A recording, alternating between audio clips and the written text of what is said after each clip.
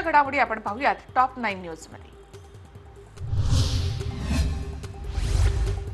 देशातील कोरोना स्थितीवर चर्चा करण्यासाठी पंतप्रधान नरेंद्र मोदींनी शुक्रवारी सर्वपक्षीय बैठक बोलावली।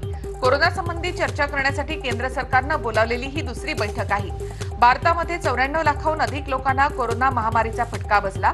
या बैठकीला केंद्रीय संरक्षण मंत्री राजनाथ सिंह, गृहमंत्री अमित शहा, आरोग्य मंत्री हर्षवर्धन आणि संसदीय कार्य मंत्री प्रल्हाद जोशी उपस्थित असतील। संसदीय कार्य मंत्रालयाने बैठकीसंबंधी सभागृह नेत्यांशी संपर्क साधला आहे।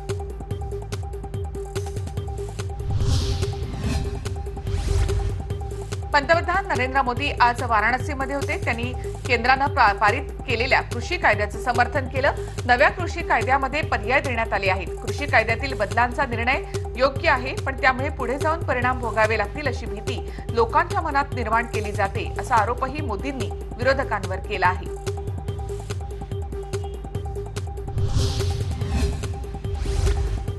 कोरोनाच्या संकटातही काशीची ऊर्जा, भक्ती आणि शक्ती यांच्यामध्ये काहीही बदल झालेला नाही। सगळ्या विश्वाला बळ देणारी काशी आहे, असं वक्तव्य पंतप्रधान नरेंद्र मोदी यांनी केलं। वाराणसीमध्ये त्यांनी देव दिवाळीचा उत्सव साजरा केला। यावेळी पंतप्रधान नरेंद्र मोदी यांनी वोकल फॉर लोकलचा नारा दिला।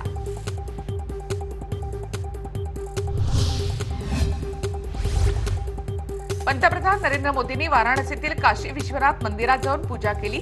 यावेळी त्यांच्यासोबत उत्तर प्रदेशचे मुख्यमंत्री योगी आदित्यनाथ हे देखील उपस्थित होते।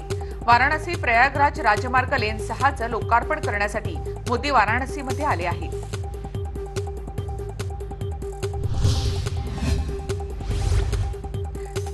देव दिवाळीच्या निमित्तानं पंतप्रधान नरेंद्र मोदींनी वाराणसीला भेट दिली। यावेळी त्यांनी क्रूझवरून राजघाटाला भेट दिली। त्यानंतर सारनाथ येथील लाईट अँड लेझर शोचं देखील आयोजन करण्यात आलं होतं। इथेही मोदींनी हजेरी लावली।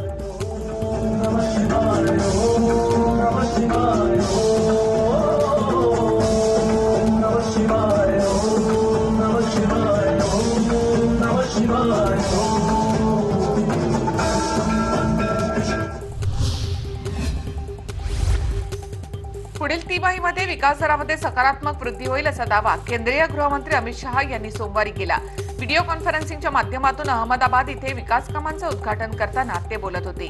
देशाच्या अर्थव्यवस्थेला सावरण्यासाठी पंतप्रधान नरेंद्र मोदी अथक मेहनत घेत आहेत। त्यांच्या प्रयत्नामुळे गत 2 तिमाहीमध्ये घसरलेला विकास दरामध्ये येत्या तिमाहीमध्ये सकारात्मक वाढ दिसून येईल असा विश्वास त्यांनी यावेळी व्यक्त केला आहे।